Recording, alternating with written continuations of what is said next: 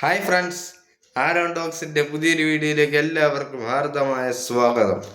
ഇന്നലെ നടന്ന വേൾഡ് കപ്പിൻ്റെ മൂന്നാമത്തെ മത്സരത്തിൽ ഇന്ത്യൻ ടൈം 12:30 നടന്ന മത്സരത്തിൽ കാനഡ വേഴ്സസ് ബോസ്നിയ മത്സരത്തിൽ രണ്ട് ടീമുകളും ഓരോ പോയിന്റുകൾ വീതം നേടി 1-1 സമനിലയിൽ പിരിഞ്ഞിരിക്കുന്നു.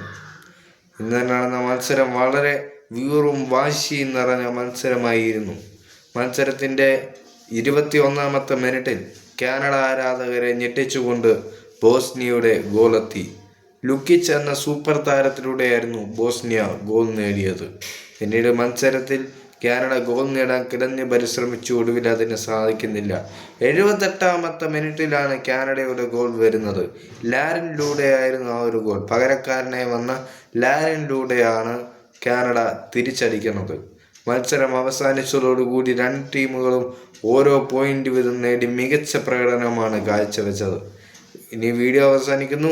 ഫുട്ബോൾ ലോകത്തെ കൂടുതൽ വിശേഷങ്ങളുമായി ആരോൺ ടോക്സ് വീണ്ടും വരുന്നതായിരിക്കും. It's Aaron talks, signing off with love and lot of respect. Thank you.